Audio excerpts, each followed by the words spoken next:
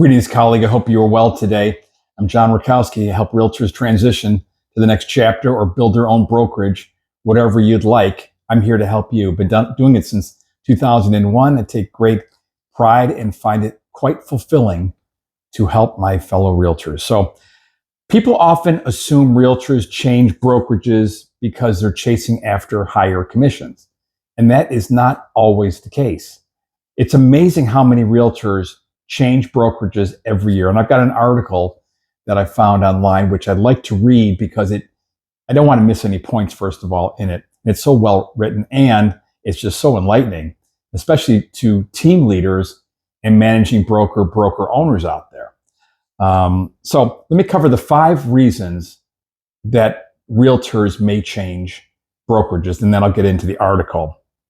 Better broker support. I was a managing broker for almost 17 years, over 17 years.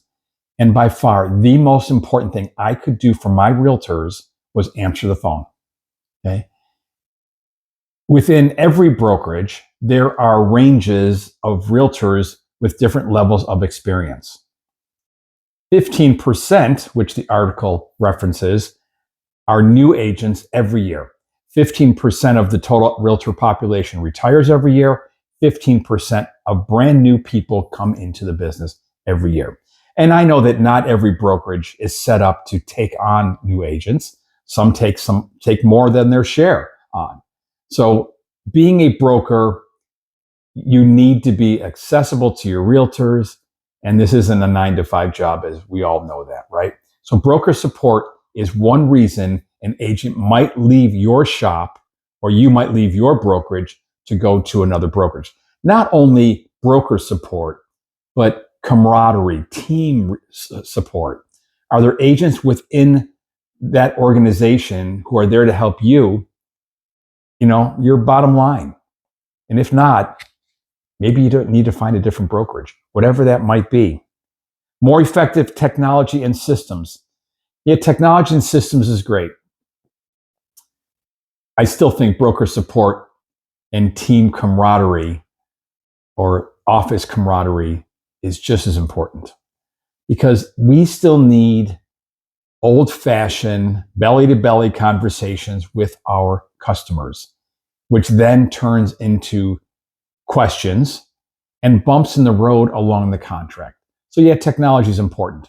Most brokerages have similar technology, okay? Most agents don't use it.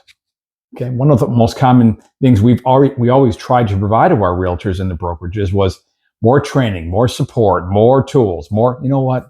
Most agents don't use it. So yes, it's important, but broker support is still number one.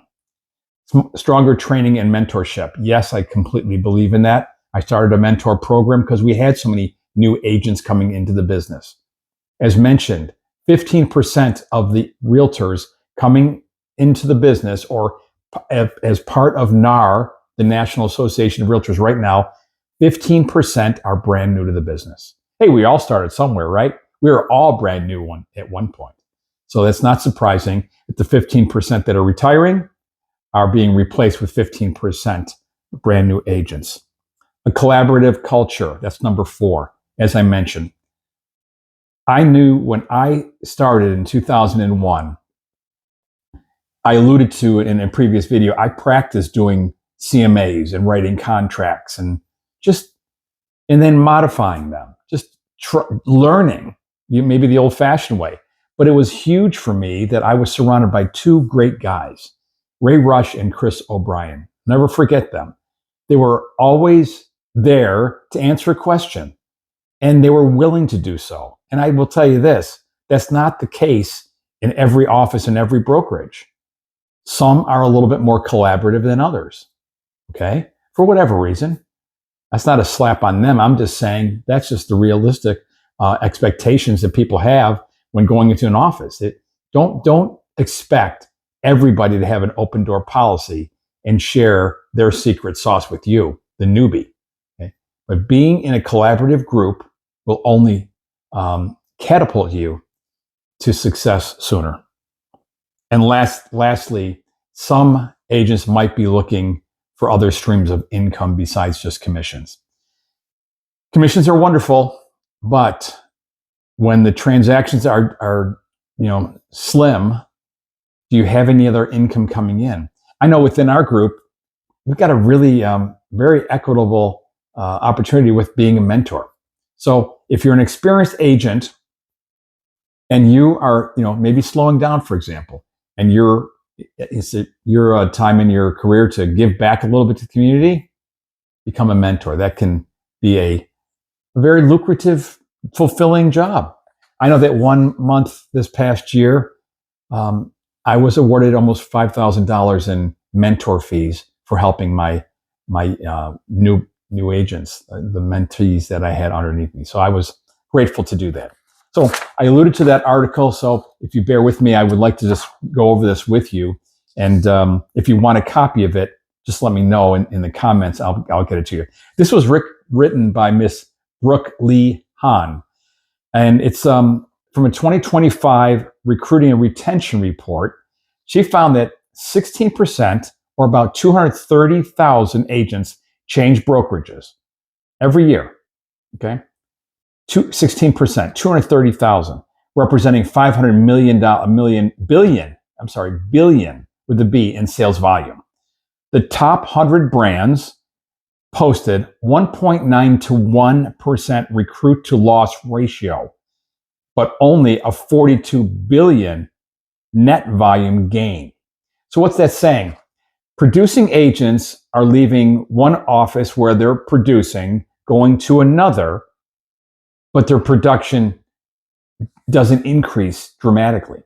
Okay, just 16%, or roughly 230,000, moved to a new brokerage in 2025, according to this report. This share of agents remained unchanged from 2024. Overall, the share of agents who have changed brokerages in any given year has hovered between 16 and 18% since 2020. In total, these agents who moved brands represented 15%, or 590 billion of the year's total sales. The report is based on an analysis of the top 100 U.S. residential brokerages by transaction volume, based on roughly 90% of all on-market residential real estate agents and transaction volume. The report goes on to say, according to the report, of the agents who moved between brokerages in 2025, the largest share were those who recorded between $1 and $5 million in sales volume, as this cohort represented 31% of all movers. And in total, 76% of all moving agents reported between $1 million and $25 million in sales volume. While agents who swap brokerages are important to consider, they are just part of the puzzle.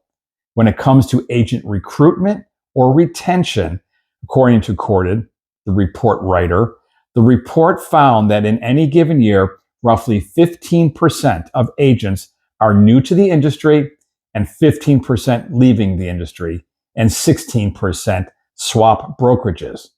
This means that at the average brokerage, during an average year, nearly half of the agent workforce is either new to the industry or in transition or leaving the industry altogether. So, every realtor has different goals. And I think it's imperative that any brokerage, any team, any managing broker or team lead have an open mind to getting that agent what they need. And if that agent isn't part of what your clan represents, that's fine. That's up to you. But being in a leadership role, you've got to have that mentality that this is my flock and not all sheep are created equal. Some may need a little more hand-holding. Some may need a little more training. We're all different. And thank God we are, right? So I'm John Rurkowski. If I can help you in anything real estate related, I've been there, done that, been a realtor since 2001, ran large offices, and have been a successful realtor. I'd like to help you. If you have any questions or comments, or would like to talk about a specific topic, let me know. Message me and I'll get to that topic. And if you like what you're hearing, you want to hear more, I try to do these as often as possible to keep you, the realtor, educated on what's going on out there. Let me know. And subscribe to the channel. I try to provide good information to you. And until we chat, take care of yourself and each other and be well. Peace.